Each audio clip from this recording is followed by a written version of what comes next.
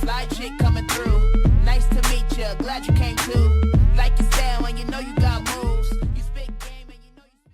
Well, hello everybody, and welcome back to our mid-season episode.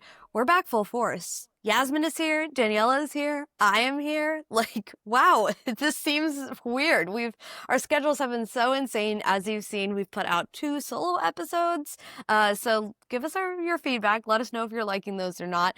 But trying a new thing to kind of get around when our schedules don't align. Obviously, you guys know we're all in different time zones. Well, Yasmin and Daniela are in the same time zone. I am not. So getting our schedules to align can be a little trickier than normal. But let's start off. Yasmin, how are you doing? Welcome back to the pod. How was your solo episode? How was that podcasting without us? It felt so strange because, I don't know, I felt like I was going insane just talking to myself. Somehow I managed to fill 40 minutes. Which is incredible for me. That just shows how much crap I can talk. But I have missed you guys. I've missed like the back and forth banter that we have. So I'm glad to be back. And yeah, let's not do a solo episode for a wee while. I want to keep these around. I agree. When I was doing my solo episode, I was like, my first ever podcast that I did years and years and years ago was just me mostly. Like some episodes were just me. I interviewed a lot of people in other episodes, but I was like, how did I do this? This is very strange and weird, but good on you for getting 40 minutes of just chatting to yourself. That just shows how much like knowledge and like things you have to say about the sport. So we love it. No, we love it. Daniela, how are you? You're looking very springy today with your lemon shirt on. Yeah, I'm good. I'm back home for a few days, which is nice. Just having a little bit of chill time. It's very muggy here, is the word I'd describe it right now. It's not sunny, but it is very warm and humid and muggy. And to be able to record, I can't have any fans on. I had to shut all the windows. So I'm very warm right now. But yeah, apart from that, I'm good.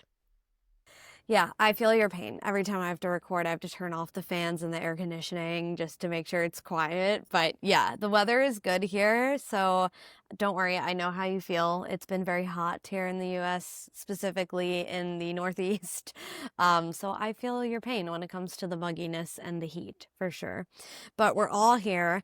I have to give a little plug, though, before we jump into our episode content today.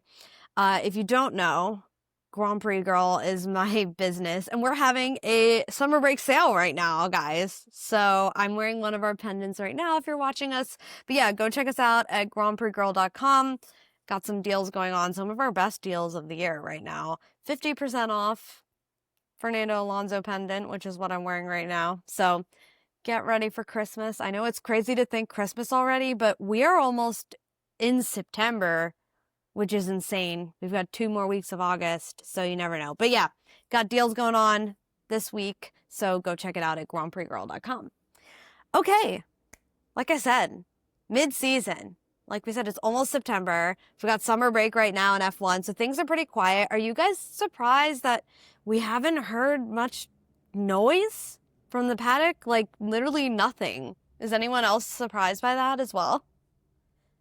Yeah, this is usually like peak time where we hear rumors, rumblings in the paddock, but nothing.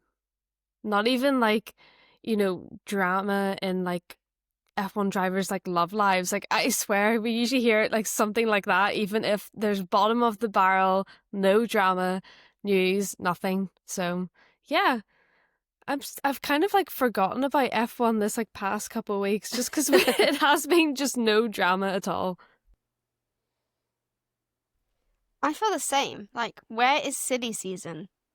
This was supposed to be when silly season is like in its peak. If I think back to like 2022, 23 was the whole like 23. No, I can't remember what year it was, but the Oscar Piastri Alpine, like, silly season stuff, I'm pretty sure that was, like, August time. Oh, yeah. Where's stuff like that? I want that juiciness back. Yeah. And we haven't got it, and I'm disappointed. So, hey, F1, can you actually like bring us some drama? Because this is drier than the desert. It's so boring right now. I need it. I need the drama. I don't have a job anymore. I need something to focus on. And F1 summer break happened at the exact same time that I didn't have a job. So F1, sort yourself out. I'm trying to sort myself out and get another job. So you need to sort yourself out and give me all the drama. We need some sustenance. Come on, F1. Yeah. No, I honestly have felt this way the past 2 like summer breaks. Like we all mentioned, and if you're new to Formula One, summer break is usually when things start popping off when it comes to like contracts, people moving to other teams, like that kind of spiciness. And over the past 2, and including this year now, 3 years, summer break has really been summer breaking. Like they're taking this very seriously, and like we don't hear anything, which is strange. We usually hear at least a little like contract rumblings, but we haven't heard anything. So it's very interesting that over the past couple of years that has kind of been the case. There's maybe one bit of news here and there, but I feel like more often now the news is happening in the season. Or like when the season is over, which is kind of weird. But yeah, if you're looking for any F1 driver during the summer break, the French Riviera, just any yacht probably that you see on the coast, there's at least a driver on it somewhere. So it's just been interesting. But we thought this would be the perfect time to revisit some of our predictions that we made in our very first episode. Well, technically our second episode, but if you want to go back and listen to it, check it out. It's labeled our 2025 predictions. We're going to revisit those today and see if our predictions have been lining up, if things are panning out the way we thought they would. I think we're going to laugh at some of our predictions. I'm not going to lie. I was listening back to the old episode today and I was like, oh, wow. Like, whoa, were we off on that? And we're going to wrap it up, too, with our segment that we added in this year called Ask ChatGPT. And we're going to see if ChatGPT is changing its predictions that it made at the beginning of the season as well. So let's dive right in. The way we're going to kind of do this is we've all individually ranked all 10 teams. We're going to reveal where we've ranked these teams at. We'll start at the bottom of the list, work our way from 10th to 1st, and we'll revisit each of our predictions that we made at the beginning of the season when we rank these. So, ladies, are you ready? Are you ready? Okay. I will start us off with this. We're going to start in 10th place. This, I think, is a spot you don't want to be in, regardless if you're actually there or not. I just want to say these are our personal rankings. These aren't exactly where the teams sit currently, but we'll make sure to mention that. But yeah, in 10th place for me, I have Kick Sauber. Jasmine, where do you've got in your 10th place? I put Alpine. Alpine? Daniela? Yeah. I also have put Alpine. Alpine. Okay. Ooh, okay. I mean, that's actually where they're sitting, in 10th place. If you're wondering, the actual standings for Alpine right now are in lonely 10th place. I mean, why did you both decide to put Alpine there, besides the obvious that they're in actual 10th place in real life? Like, I completely understand you putting Sauber last, but that Nico Hülkenberg podium, just like, you know, I couldn't put them in last. I couldn't. And I feel like Alpine have just been nowhere. Like, if I ever see them, it's like Gasly's crashed or something. Like, I remember in Monaco when he went to the back of Yuki Tsunoda, and I just feel like they have not been the team that they used to be, at least in the last couple of years. And I know they haven't been like to the top, but it's just so bad this year for them. Oh, no. Last place. Last place for Alpine. Daniela, what was your thinking behind Alpine in 10th? So I've kind of looked at each team, not just by their performance, but also kind of the team as a whole. The things that have been going on at the team, which is why I have put Alpine in 10th, because they have had a shocking year. not in just terms of performance, but also in terms of the team structure, losing out on their team principles, swapping drivers halfway through, then still not getting the results that they wanted. Everything's kind of been like relying on Pierre Gasly. I just think it's a bit of a mess over there, and it's a team that I would be avoiding if I was other drivers. It's not a team that I'd be like, if I knew my seat was coming up, that I'd necessarily want to have talks with, mostly because, we now know that their team principal is someone who has been banned from Formula One prior to being this team principal, and I just am not getting good vibes from Alpine, and quite frankly, I am disappointed. Everyone at the start of the season, before the season even started, was already kind of trash talking Jack Doohan, and I stood there and I was like, no, I'm not going to let this happen. I think Jack's going to be great. Spoiler alert, he was not as great as I was hoping for. I just wanted to give him the chance. And then obviously they brought in Franco Colapinto. Well, for me, Franco hasn't really done an outstanding performance that, for me, is completely noteworthy of putting this team higher. As I said, I think Alpine are very much riding on Pierre Gasly, and even like him, for me, he hasn't really been that standout. And and with the whole background of the team just being a bit of a shit show, basically, I can't rank them any higher because it is just a whole mess. So that's pretty much it. Is the team as a whole big, fat, ugly mess. Yeah, I think you hit the nail on the head with that. They're not doing so great. And when I mean so great, currently, like, Franco Colapinto has 0 points. You mentioned, obviously, if you've forgotten already, Jack Doohan was also part of Alpine at the beginning of this year, scored 0 points. Pierre Gasly is carrying the Alpine team on his back, but not by much, with 20 total points, leaving the team at 20 total points in the middle of the season. At this point, it is looking bleak. And to quote the Da Vinci Code, the French cannot be trusted. And that's, I think, a great motto for this team right now. There's, like Daniela, you mentioned, with the craziness going on with the investigations around their former team principal, it is pretty crazy to have those types of things going on behind the scenes. And as we know from history, when there's turmoil within the team, that kind of spreads out and affects everything. And obviously you can see that's really kind of playing on track. For me, I put Kick Sauber in 10th just because, yes, obviously Nico Hülkenberg has had a pretty good season. He's currently sitting in 9th place in the driver's standings right now, which is pretty impressive with 37 points. Obviously, like you mentioned, Yasmin, his iconic first podium, which was amazing to watch. But I guess, too, I was expecting a little bit more from Gabby Bortoleto. He only has 14 points, basically third from the bottom when it comes to people who've actually scored points, sitting in 17th place for the drivers.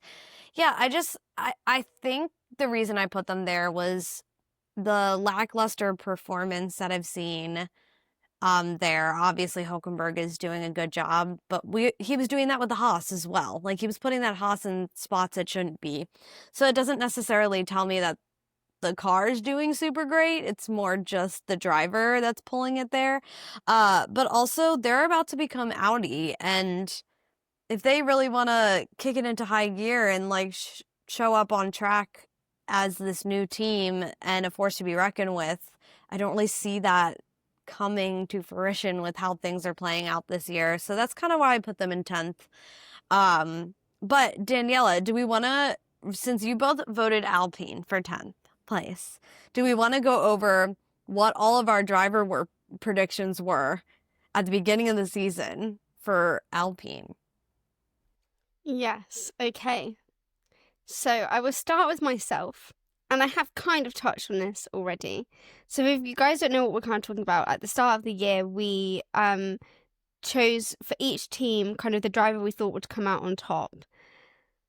And I was being a little bit optimistic with this one. And also, I know it's because I go on about my rookies and I love my rookies and I want them in Formula One. And this driver was getting a lot of hate and I didn't like it. So I was trying to add in some of that optimism that we all know that I have. And I thought, I could work my magic. My magic didn't work, unfortunately. I did put down Jack Doohan as the driver that I was hoping to kind of come out on top. I was outnumbered big time by the pair of you because you both chose Pierre Gasly, which obviously was the right choice because he has retained his seat and Jack Doohan has lost his seat during this season so far. So I think you guys win and I definitely lose. Yeah, I don't think I'll be changing my prediction on that. I think Pierre Gasly is going to come out on top for that team. What do you think, Yasmin? Same thing?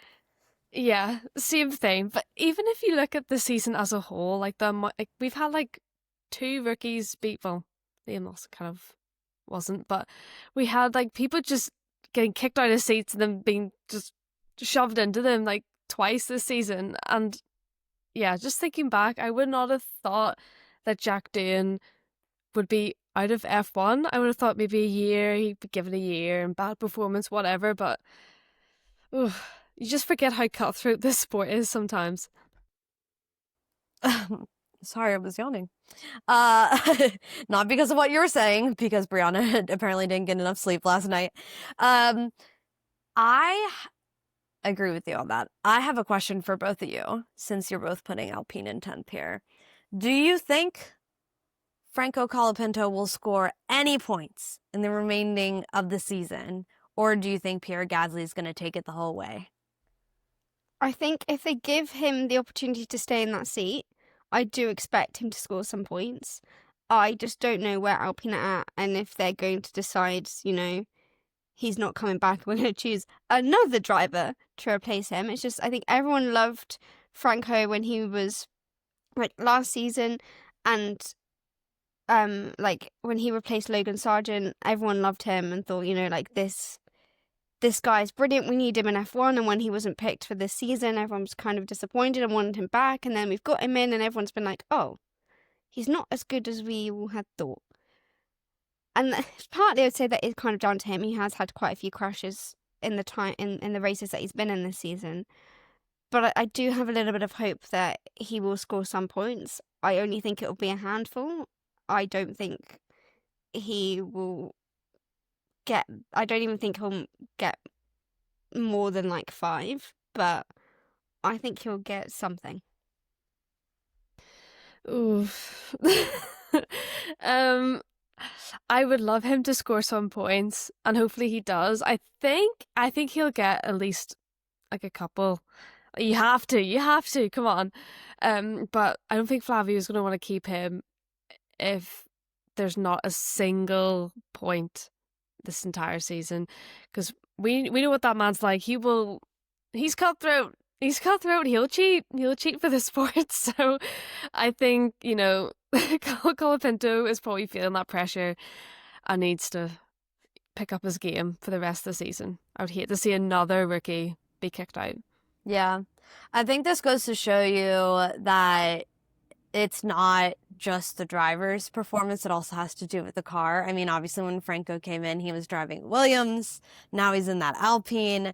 It's a totally different game when you transfer your skills to a different car, a different team. I'm sure we'll get into that in another team or further down the line here. But yeah, hopefully Franco will score some points. I too think he will score at least 1 point by the end of the season, but unfortunately I think it's a little too late. I don't think we'll see him next year, at least in Alpine. So let's move on to spot number 9. I have Alpine there. We've discussed enough about Alpine, but that's where I have them. I have them there because I have a little Pierre Gasly loyalism here. I think Pierre's been doing a really great job with a really obviously crappy car. So that's kind of why I have them in 9th. I still have a little hope for the rest of the season, more with Pierre than I do Franco, but hoping there. Yasmin, what do you have in 9th? I put Aston Martin. Aston Martin? Yeah. Daniela, you're smiling really big as well. Is that who you have? That is also who I have. This is so Are you guys sharing answers? This isn't fair, okay? We're just connected. Like, we just both, me and Danielle Yeah. just, Maybe it has to sync. do with you guys being on the same land mass. I don't know. Or closer too. Wait, no. Oh God, just ignore my geography. Maybe it's like you're in the same time zone. Let's go with that. Okay, Yeah. Aston Martin. Explain yourself, ladies. Why do we have Aston in 9th? I mainly put them down at 9th because both of the, where do I even begin? The facilities that Aston Martin has and the amount of money backing them, I'm like, how are we like this bad? And then even in the standings, I mean, where are they in the standings? They're 6th, which is not too bad. But for the drivers' standings, they're both drivers are below 10th. Like Fernando Alonso is in 11th, Lance Stroll is in 12th. I just expected so much more from a prestigious team that has, again, all that backing. Their brand new big facility in Silverstone. I was just kind of really shocked to see no progress from them at all. Daniela, what do you got?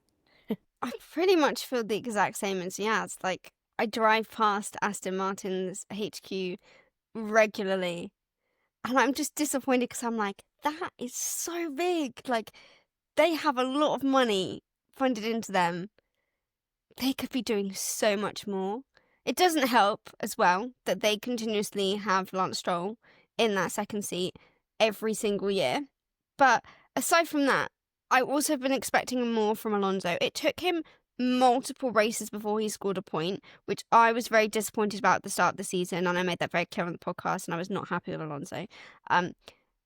Alonso, I told you, I'm trying to remain optimistic, but you're really not giving me much to work with. So that is why I've had to put them in 9th, because my optimism is very much thinning out. And as I said, I was just hoping for more. They've had such like lackluster performances pretty much since, I think it was the 2023 season, when they kind of at the start of the season was like looking like things were going to do well for them. And then they've just dropped down massively since 2024 and 2025 as well. And I just, unless things start to change, I can't see my ranking ever getting higher than this, even if we were to kind of come back in like within the next 5 races and do this again. I don't think my positioning will change for them. If this makes you feel any more depressed about Aston Martin, both Fernando Alonso and Lance Stroll have the same amount of points. The same. 26 points. Ugh. You have a My world reaction. champion. Yeah. And Daddy Warbucks' son sitting at securely in 11th and 12th with 26 points. So shall I bring us on to who we all said was going to come out on top? Because now we know that they're even, so we were all wrong in this instance. But as you can probably imagine, and I'm sure it will not come as a surprise for anyone, all 3 of us chose Fernando Alonso. And it hurts my soul knowing that Lance Stroll is equal on points with Fernando Alonso. Alonso, come on, do more. Make our prediction right by the end of the season. Well, technically, guys, on F1's website, he is technically in 11th and Lance in 12th. So technically, we were still right. So We we got win. one, yes. We win on a technicality. On a technicality. So technically, Fernando Alonso is doing better than Lance. But yeah, same points. I mean, I agree with you, Daniela. Even if we came back 5 races from now, I don't think there's any coming back from that. But at least we got one, on a technicality, but still got one. We'll see how many points they're able to bring to the end of the season when we revisit this again. Let's hope it's more than 26, and let's pray to the sweet Lord that Fernando Alonso is at least more than 10 points above Lance Stroll, because if not, I think we all might have a moment of silence, because that's just absolutely terrifying. But let's move on to 8th. Let's just stick with the trend here, ladies, because I seem to be just putting my teams one above you. I had Aston Martin in 8th. This reason being that basically for what you guys said, it just is kind of crazy to me that they're investing all this money and time into this team. Lawrence Stroll now completely owns Aston Martin outright. Before he just owned a portion of the business, but Aston Martin was actually doing so bad as a brand. They were like, please buy the rest of us. So he is like 100% in control of the team, the brand, the whole company, the whole shtick. But part of me wonders, are they just kind of investing their time for 2026? Is that why we're doing so bad? Have we made that decision of like, hey, this is kind of what we're going to do. We're going to focus on 26. So that's why I have Aston That would- 8th. That would make sense with bringing on Adrian Newey. Like, Yeah. I'm hoping then that next year we won't be sat here discussing Aston Martin being 9th and 8th in our mid-season review. I'm hoping that they're going to be in the top 5. Let's So see. Adrian Newey needs to better work his magic, because I'm going to be really disappointed if not. Yeah. Remain optimistic, everyone. Please remain optimistic. We really need to make t-shirts. All right. So who do you guys have in 8th? Let's see if you two are still on the same page. Yasmin, who do you got? Ooh, I just kind of didn't know where to put this one, so I put Haas in 8th. Okay. So Daniela, have you seriously put the same thing as me? How? I also have Haas in 8th. Guys, And as soon as you were like, I didn't really know where to put this team, I was like, I knew it, because I also didn't know where to put this team. And that's why I put them in 8th. I think for me, I just found that, like, Haas have improved. And like, when they first started out, like, they were doing kind of solidly. Like, not brilliant, but not terribly. And then they dipped. And then they were just last in everything. And then they've kind of worked their way up a little bit. But now I feel like they're kind of just stuck in a not terrible position, but not a great position. And it's kind of just like, they're just a bit stuck for me. And that's why I put them in 8th, because I feel like I can't really justify putting them any higher, but also they don't deserve to be any lower.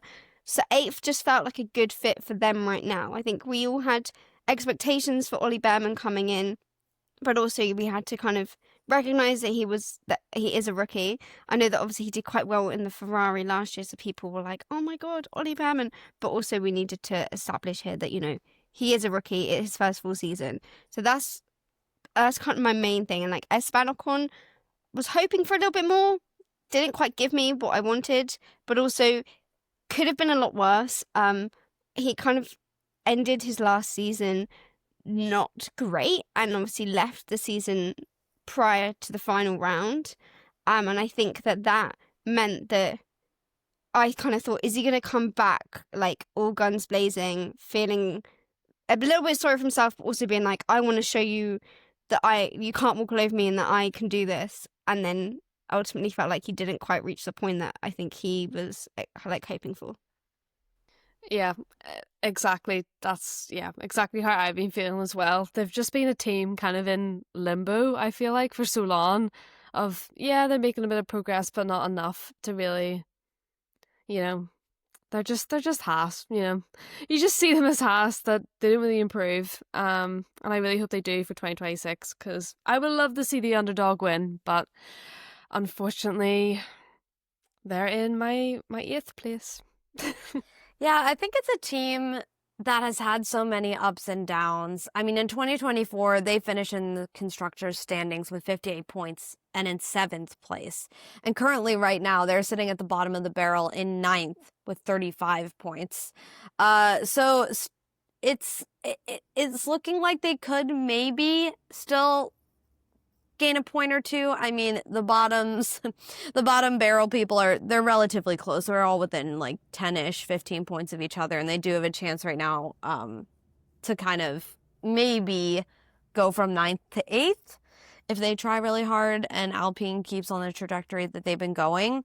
But yeah, Haas is just kind of this roller coaster, I feel like, of a team that sometimes you have good expectations for, but they just don't seem to meet them.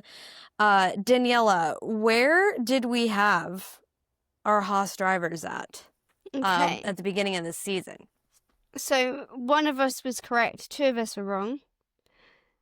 So the two of us that are wrong were myself and Yaz with Ollie Behrman, and Brianna was right again with Esteban Ocon. Esteban Ocon currently sits in 10th and Ollie Behrman sits in 19th. So I think we know who will probably be the one to kind of hopefully push Haas from 9th to 8th this season. Yeah. So am I winning this prediction so far? Yes, you are. I'm keeping score, and at the end, I reveal all of the answers. I love this. Okay. We love it. We love it. Yeah. It's kind of like me and Daniela versus you, Brianna, because we just seem to think the same. Okay, I get it. The Europeans versus the American. I see how it is, ladies. It's fine. Totally fine. I am currently winning right now, so just saying. But yeah, Haas is an interesting one. I just took a look too because I thought, okay, the rookie isn't really working out for them in the way they thought. And I just checked, and he does have a multi-year contract. Now, as we know, contracts are contracts. There's always loopholes and way out. Do you think we might see Haas replace Behrman at the beginning of next season for hopes of just starting 2026 off? I mean, like you said, Esteban Ocon, he's probably super thrilled that he's not part of Alpine anymore. I mean, at this point, he's sitting in 10th place with 27 points, which isn't bad. And Oliver Behrman is sitting in 19th with 8 points. So do you think, I'll start with Yasmin, do you think we'll see Ollie Behrman next year? They'll hold that multi-year contract, or do you think they might try for another driver? I think they will keep Ollie, mainly because like the popularity that he has behind his name is incredible. Like for a rookie as well, like loads of people support Ollie, and that's not to take away from his driving ability because he is a competent driver as well. Like if you think back to Australia when like literally every single driver was like spinning off, he managed to stay on from what I remember, and really put in a good race. So I think they'll keep him at least for next year as well. Again, like you said, contracts are contracts, and he might not be too good next year, but let's hope. I would love to see a rookie stay on, because I don't know if everyone will this year. Daniela, your thoughts on Ollie Behrman staying around for 2026? I think he will. As Yaz said, he has a lot of backing, but also I think he might be in a position to kind of financially provide for the team. So I think that will be something that the Haas are like looking for and probably want to keep on.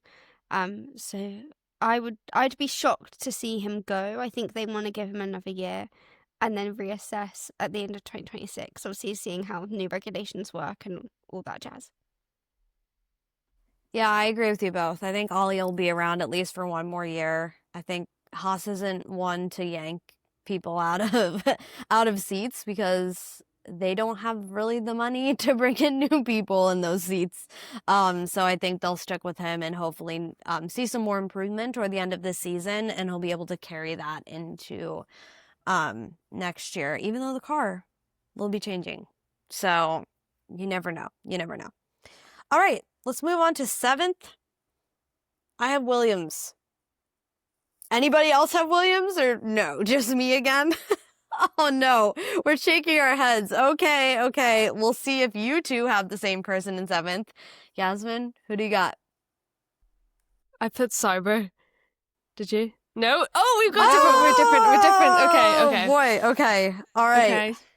Okay. We're different. I'm a little bit scared to say mine because I'm going, like, if people see this, we might have some angry commenters here.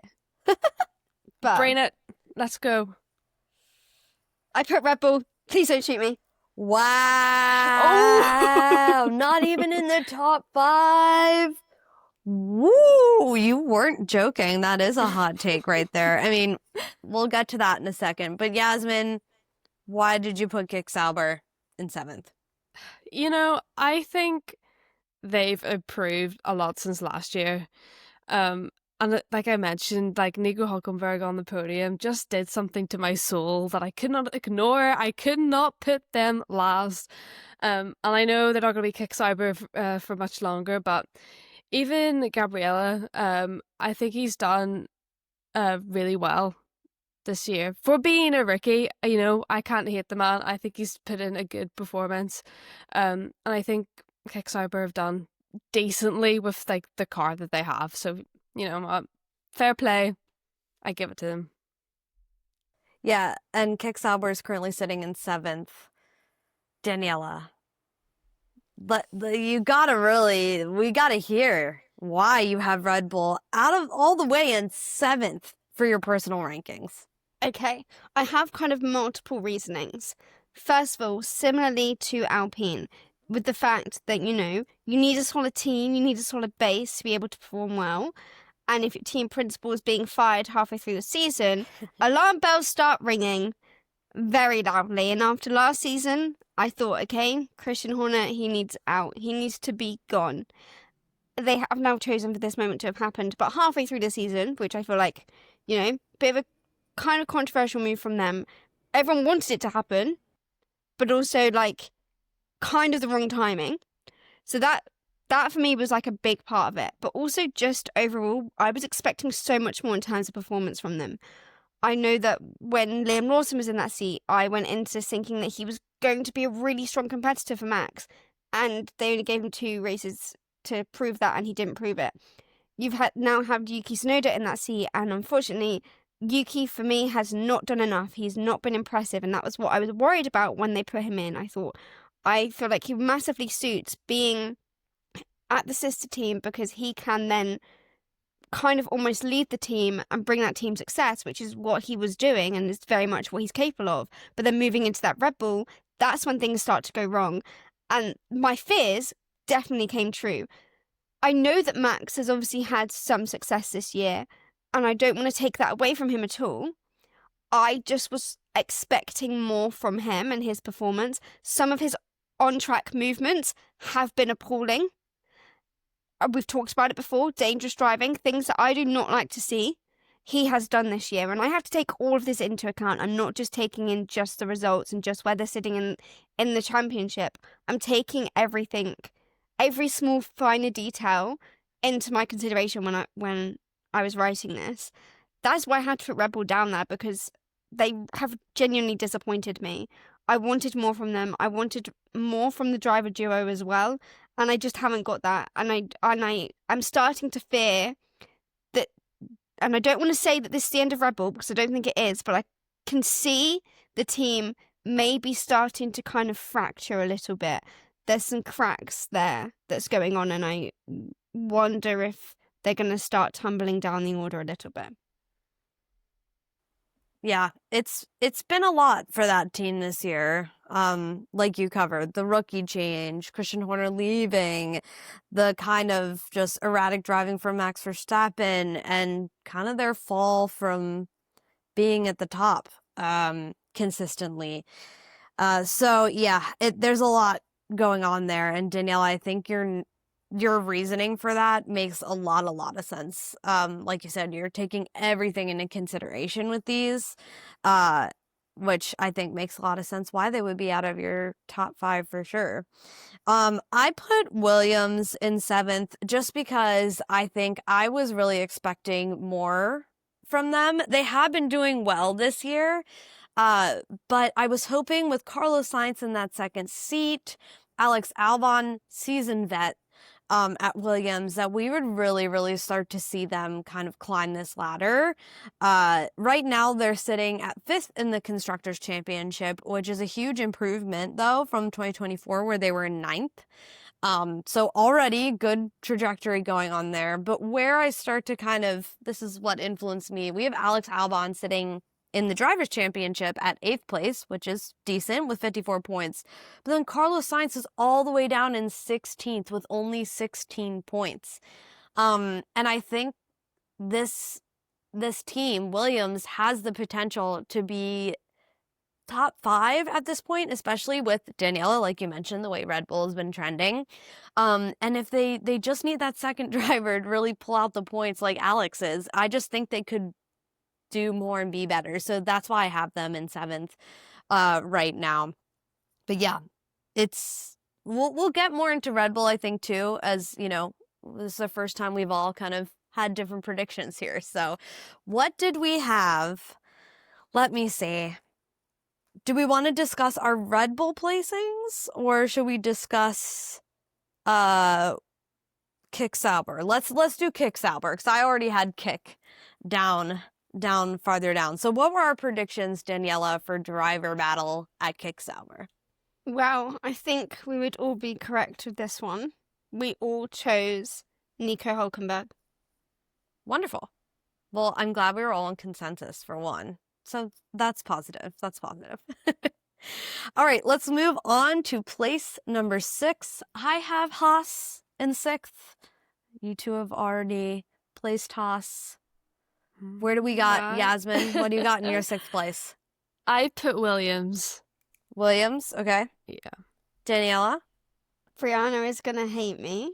I have put Ferrari. Oh, God. That's it. I'm leaving. This podcast is over. This podcast is over. Just kidding. Okay, so Daniela, you have Ferrari in 6th. I'm also keeping track of this as well. Yasmin, Williams, what's the reasoning for 6th place? You put it perfectly. Carlos Sainz, I am like shocked. I really expected him to do a lot better, and I know he's had some issues with the car. Like if we think back to his brakes being on fire in Austria, which he has a recurring thing of being on fire in Austria apparently. Yeah, I just expected so much more, especially from how well he did in Ferrari. I thought, Williams, it'll be a piece of cake for him. It'll be so easy, but it's not been. And like you said, Alex, in 8th position in the championship standings, I think he's just on fire. No pun intended. Alex, and yeah, it's just not looking good for them. Yeah. Daniela, Ferrari all the way down in 6th place. At least it's above Red Bull, so that's an improvement, I guess. But what do you got? What's your hot takes on this one? Okay, so for me, I, again, a little bit disappointed by Ferrari. Most of that has come from team orders, managing of the team. Just classic Ferrari, really. Like, they are not great with communication, and that has been clear from the beginning. They brought in Lewis Hamilton. Everyone was excited for Lewis, and I had this feeling that, it's going to take Lewis a while to adjust the car, adjust with the new team. So already my expectation was going to be a little bit low for Ferrari this season, because I had that in the back of my mind. And that was, I feel like you might all agree, and I think Lewis even agrees himself, that statement is kind of true. Like, he is still understanding the dynamics of this team. He partly blames himself, which I hate to see, because it's like, if you've been with a team for so long that knows exactly how you work and you know exactly how they work, you're going to find that transition with a new team very difficult, and he is finding it difficult. But I wouldn't say that it's all on him. I think Ferrari need to put in the effort as well. I think he is putting in the effort, but Ferrari are not doing enough to help him during a race.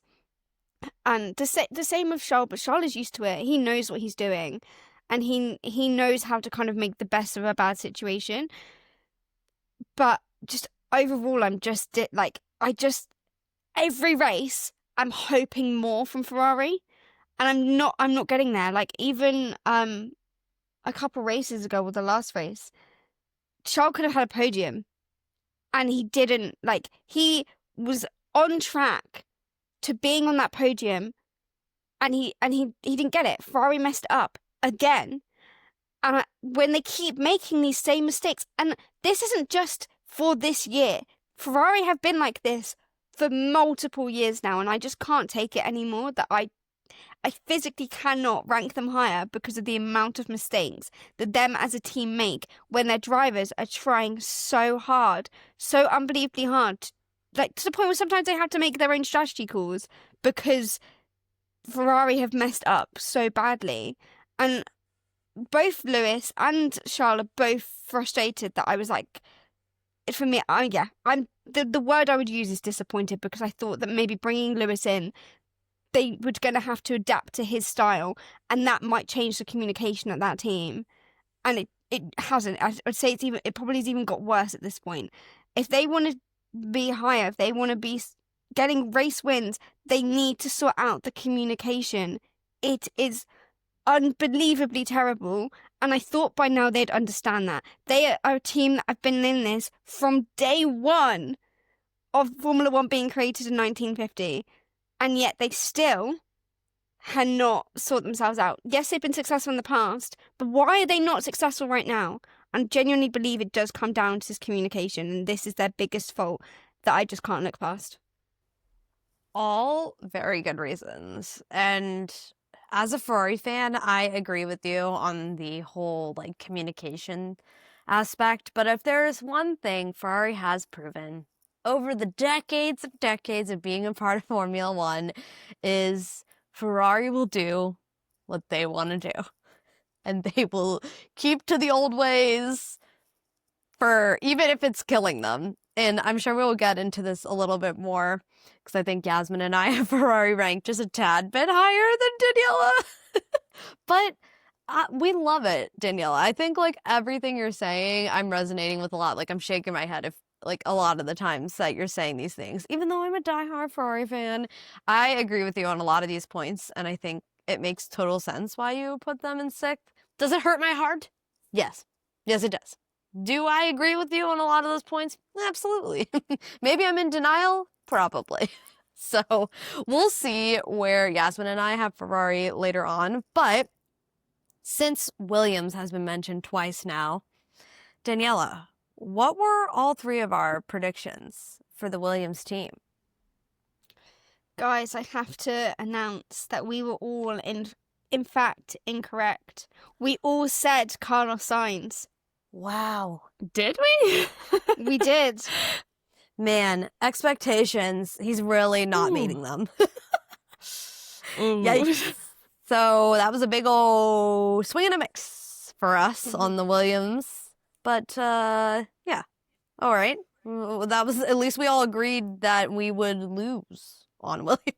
I don't know how we can spin that. All right. Let's get to the coveted fifth place. Feel like this place is like, you're not super great, but you're not horrible either. I have Red Bull in fifth place. Yasmin? Okay. I have Ferrari. Okay. Yeah. Okay, so I have chosen Racing Bulls. And my reasoning behind this is especially Isaac Hadjar, has actually, exceeded my expectations. For me, I would argue that he's been my outstanding rookie of the year so far. Obviously, this could still change. But I think that his performance has definitely built up, for me, that, where I'm going to rank them. I think it's relied a lot on him. I think that Liam has come in and has done better in it. Not as well as I think we all thought when the switch happened. I think we all kind of thought, okay, he's going to do better in this seat than he is in the Red Bull. And he has, but not to the extent that we all thought he would.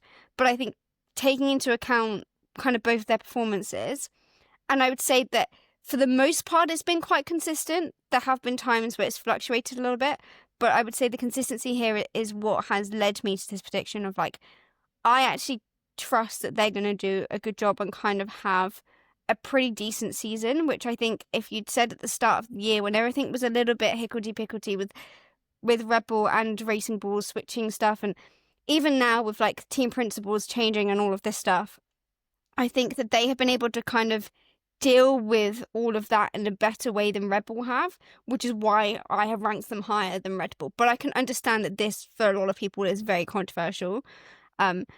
I just felt like they, for me, have, in comparison to other years, have had a bit more of a standout performance. And I would say that kind of, for me, is owed to Isaac Hadjar. He has definitely pushed this team to the absolute maximum, which I was not expecting from him. I think people had a lot of reservations around him when he came in because he didn't have any time he'd been in testing with either Red Bull or Racing Bulls, he wasn't necessarily outstanding.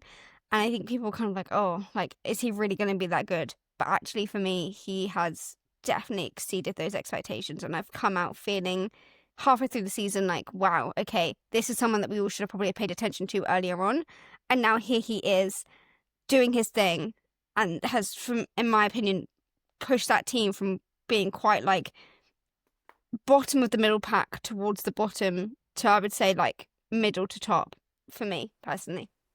Yeah, I would say Isaac Hadjar, I think, has surprised a lot of people this year. He's currently sitting in 13th place with 22 points.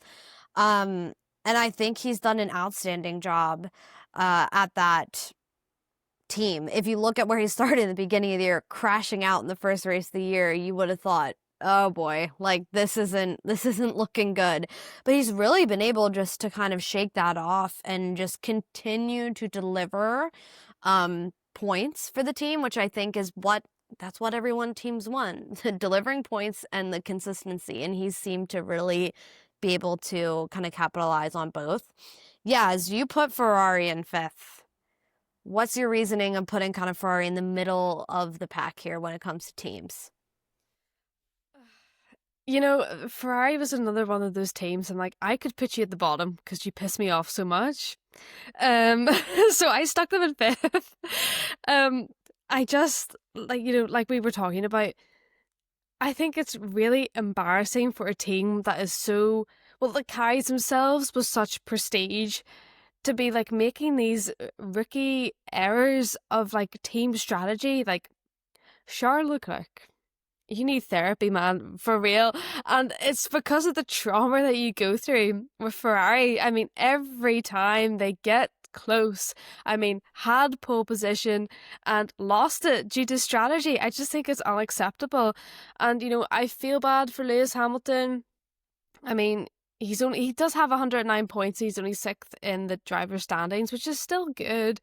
But I think he just cannot work this car, and it's no fault of his own. It's his first year back into a new car out of a team that he's been in for so long.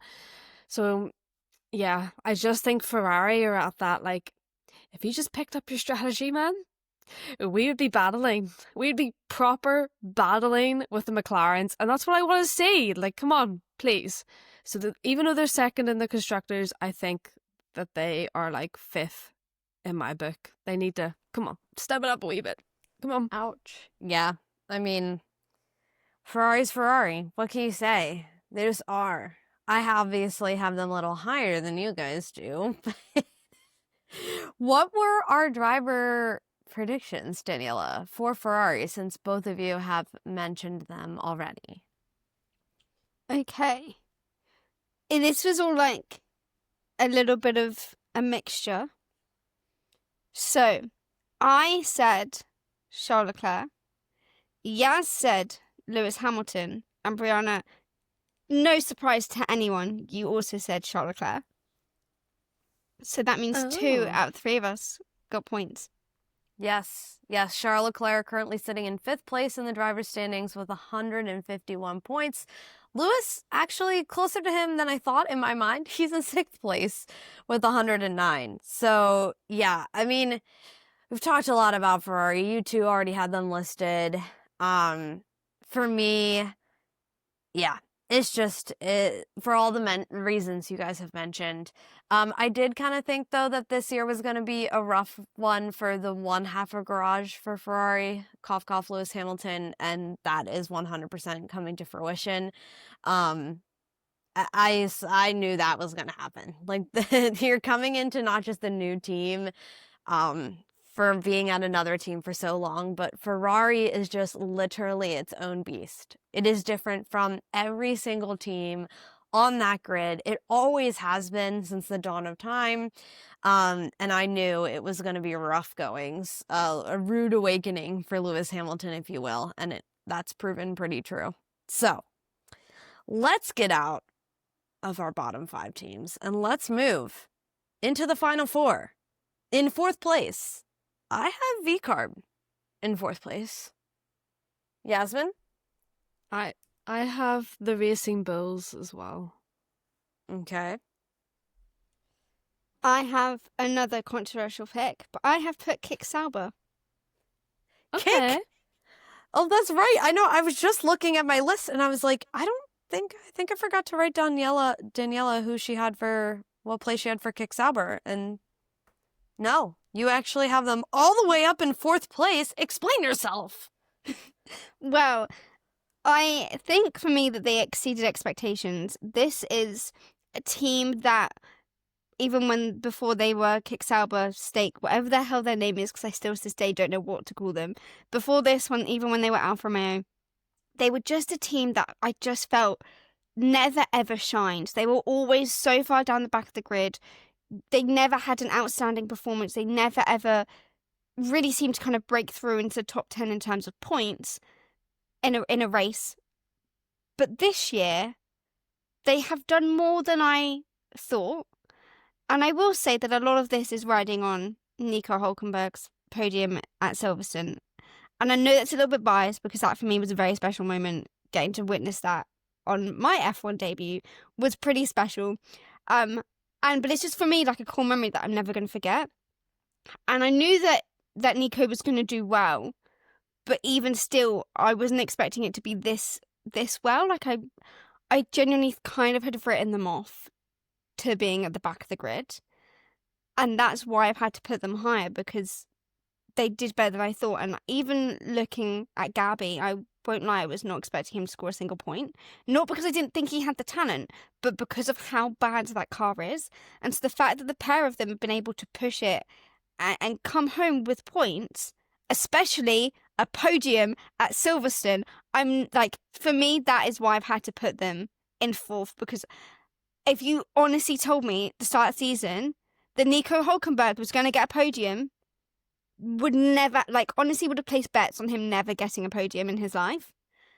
And so that for me just topped it. I was like, I have to put them really high because of that particular moment. Because even if you put anyone in that seat and said that team was going to get a podium, I honestly thought there'd be no chance. Absolutely thought there'd be no chance that I'd ever see them break through the top 5, let alone a podium. So for me, that I've had to put them up there because I said it at the start, I'd never seen them shine.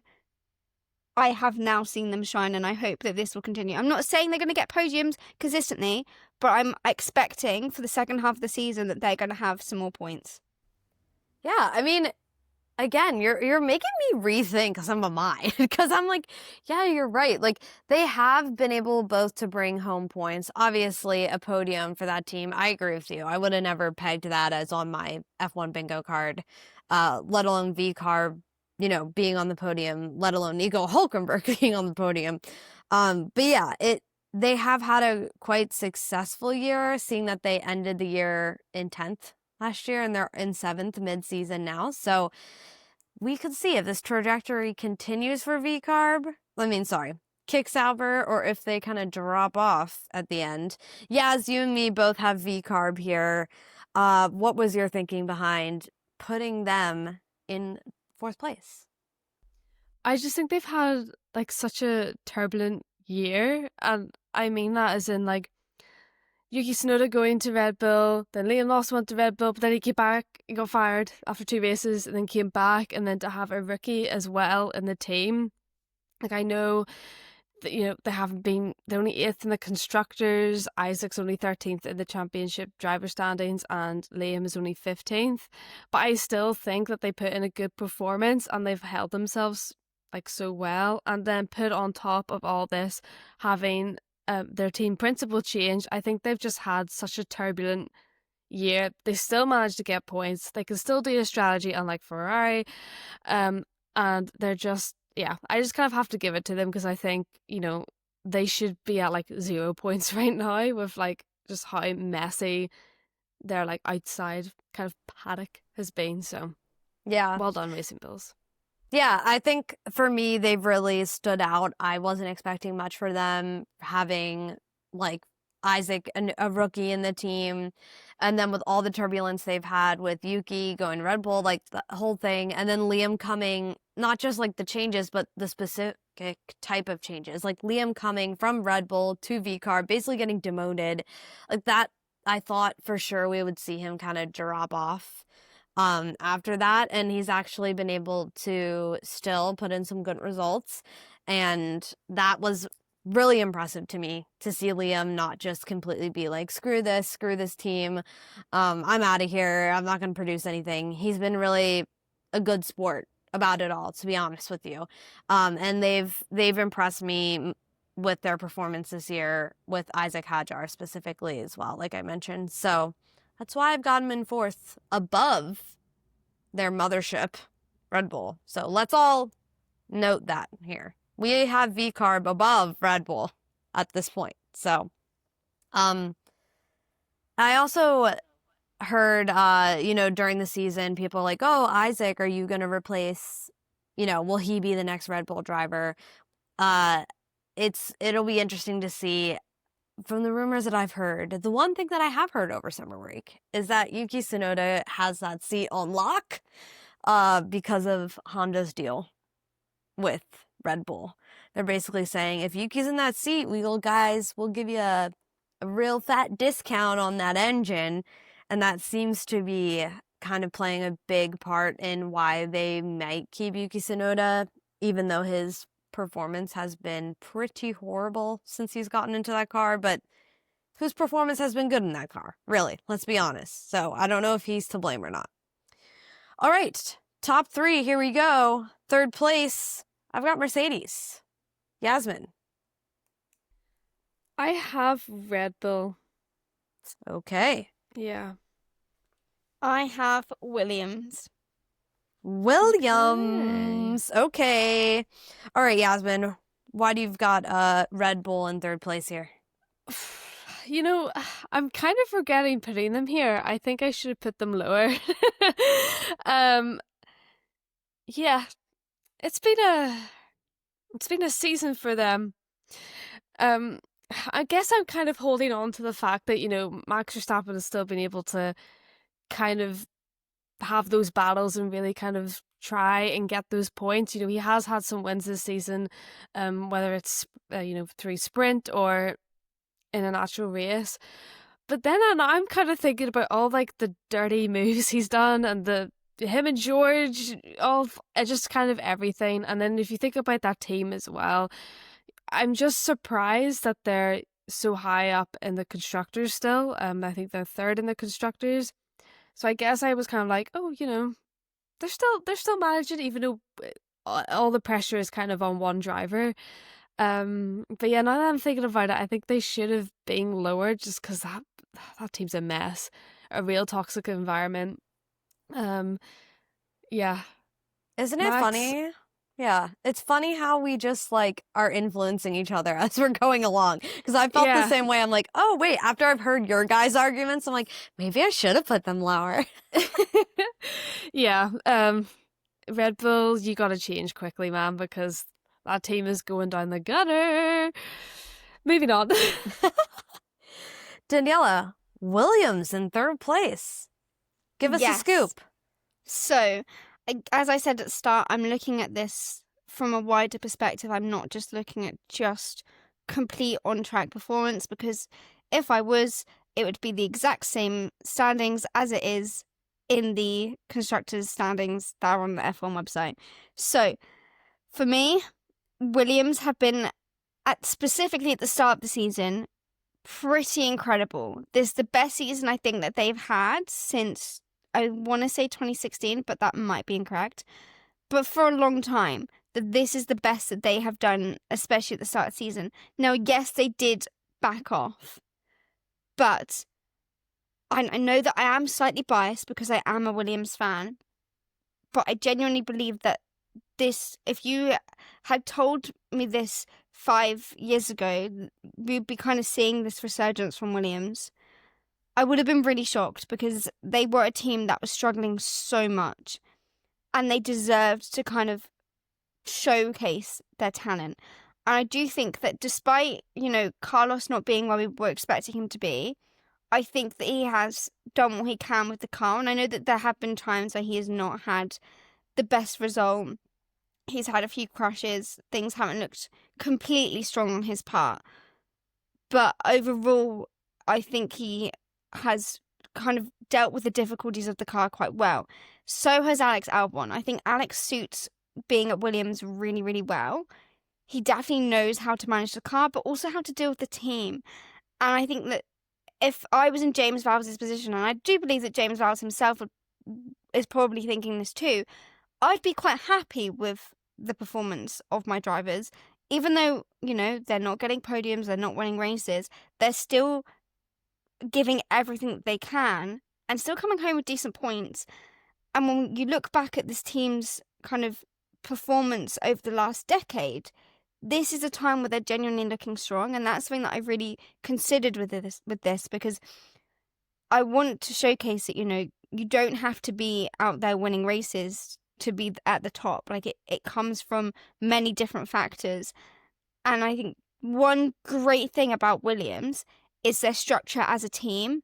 That's what, for me, is outstanding from them. I know I've overused the word outstanding so many times today, but genuinely for me, that is the part of Williams that I love so much. And I believe wholeheartedly that it's something that other teams are lacking. They don't have a core structure, they don't have good communication, but Williams do. It's something that makes them quite different to the other teams on the grid, and that is why I put them in third. Yeah, again, all great reasoning on your end there for Williams. They really have. It has been a steady growth, but they really have been on the upward trajectory. And James Vowles, in my opinion, has done such a great job with Williams. It's slow and steady wins the race. Not so much just showing up at the track and being like this whole new team producing the best results you've ever seen. They're making steady progress, and I hope that can continue into 2026. Please, dear God, because I don't think any of us want to see Williams at the bottom of the grid ever again. But yeah, I think they are making good progress. All right, let's quick. Oh, I should probably say why I have Mercedes in third. That would be good. Yeah, I think Mercedes is doing a good job considering where they've been over the past 2 years. I think they've made good progress. I think Kimi has also done very well considering being a rookie, considering being a child, considering just everything. And he is the top rookie right now, sitting in the standings in 7th place with 64 points. The next rookie is all the way down in 13th, which is Isaac Hadjar with 22 points. So when you look at that performance, it's just like, wow, this kid, rookie season, we know that Mercedes is not the most cooperative vehicle we've ever seen. So very impressed with Kimi's performance so far, even though he hasn't had the best past couple of races. But we can forgive that because, again, first time. And I think George has done very well as well, been pretty consistent in his performance, and has been able to bring some really great points home for Mercedes, which is much needed. He's sitting in 4th in the driver's standings with 172 points, not too far behind Max Verstappen in 3rd. So, I mean, I think he's doing really, really well, and just being able to kind of lead the team now that Lewis is gone, kind of taking that place. So I don't think Mercedes is where they should be still. I think there's a lot of work to be done, but I think sitting in 3rd, in my opinion, isn't too bad considering their drop off over the past 3-ish years.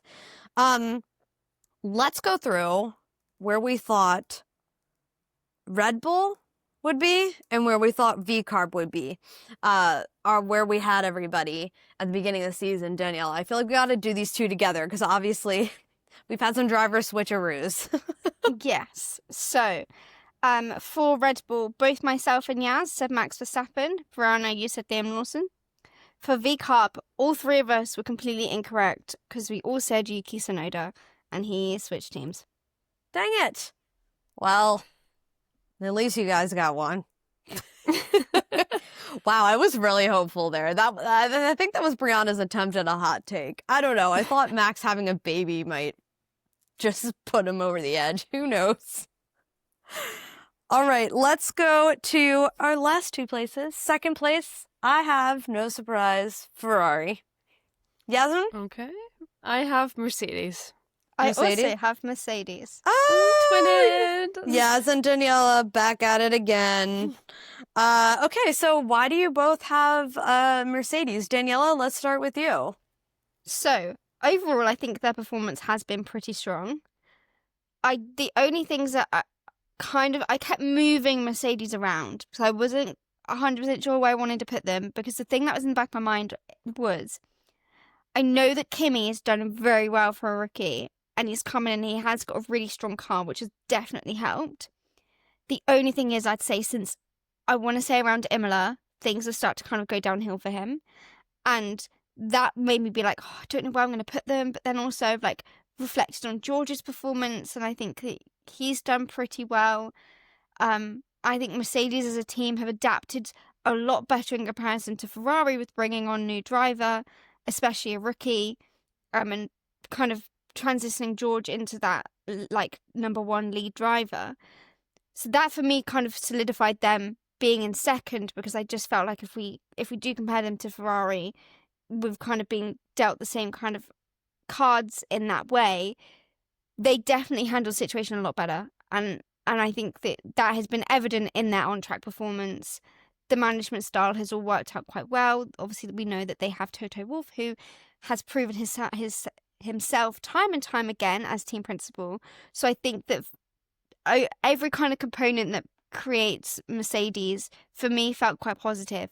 It was just the thought of Kimi's kind of performance that over the last few races haven't been as strong, that did kind of put a waver in my mind. But for now, I'm happy with putting them at second.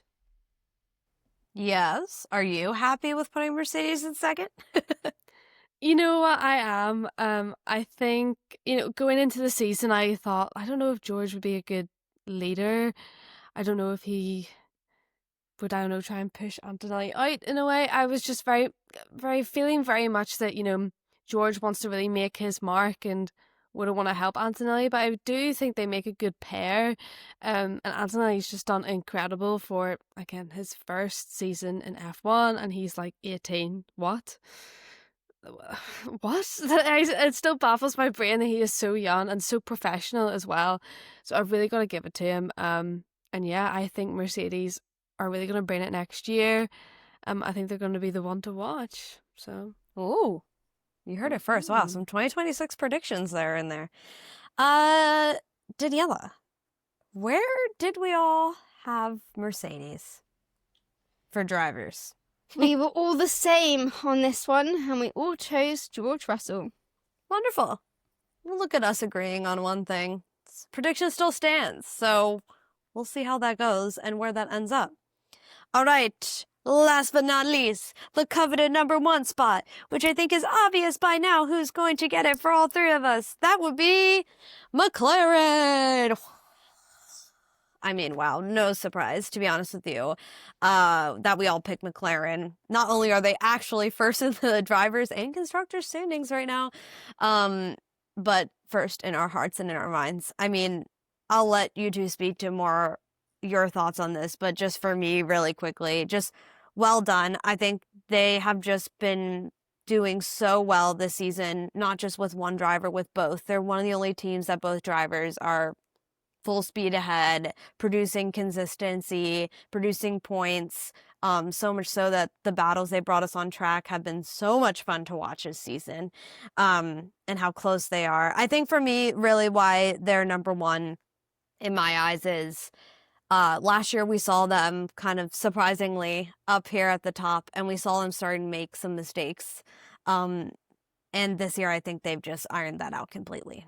And I think they've been doing a beautiful job at producing great racing while still, getting points for the team that they need and bringing us entertainment. So McLaren, that's why I have them at number one. Yaz, what are your feelings on the McLaren boys? I have to say, I really think the professionalism from Lando Norris and Oscar Piastri surprised me this year.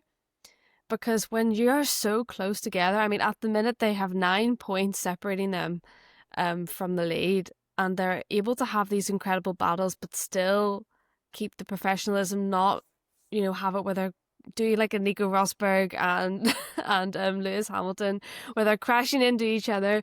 They just manage to keep it like fair and on track. And I think McLaren themselves are like, you can battle each other, just don't take each other out. I think that is what a team needs, and not like micromanaging like we see from Ferrari sometimes.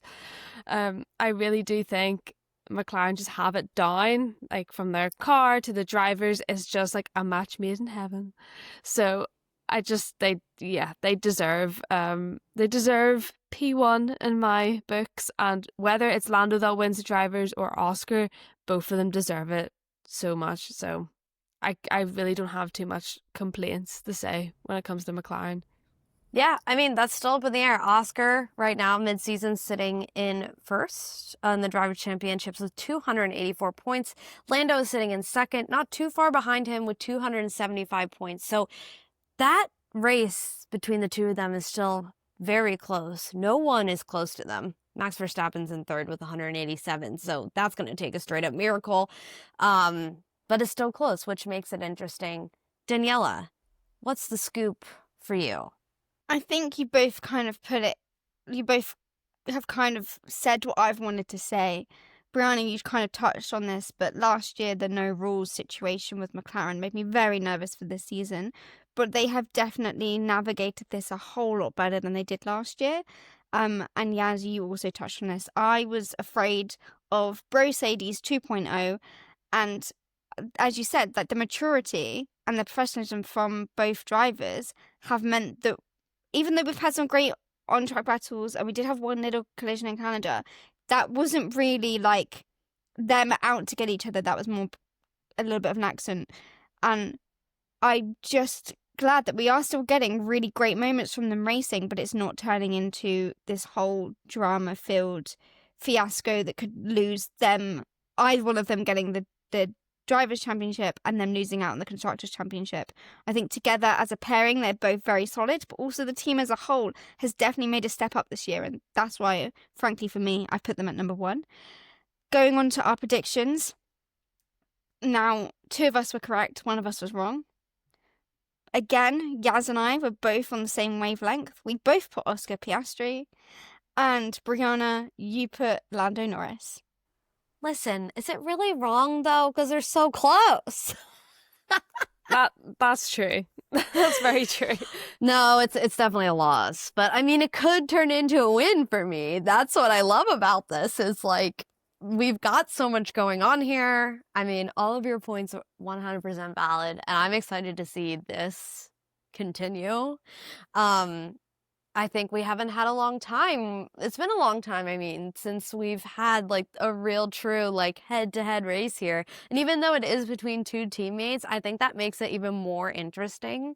Because there's a bit of conflict there. Like, you win and lose at the same time, whoever wins. So it's kind of crazy and interesting to see.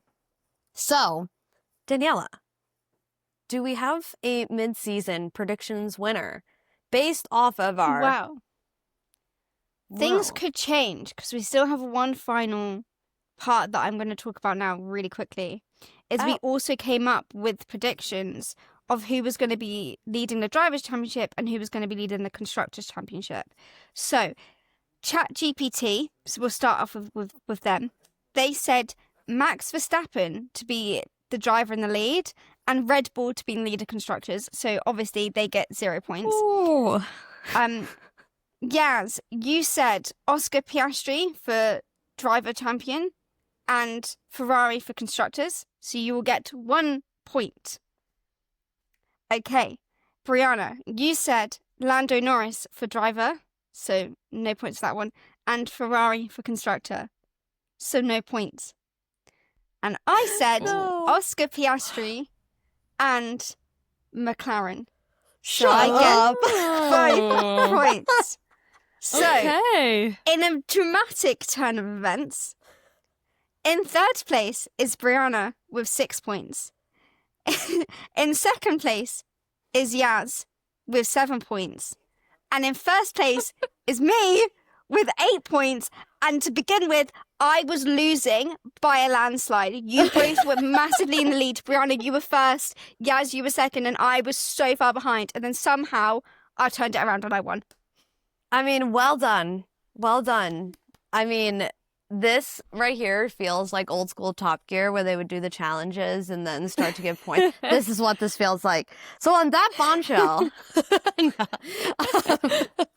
no, I mean, I think it's fun to kind of really look back like mid-season. Of course, I'm excited to see at the end of the season if any of our kind of standings that we have now drastically change. Obviously, McLaren is still one to closely look at.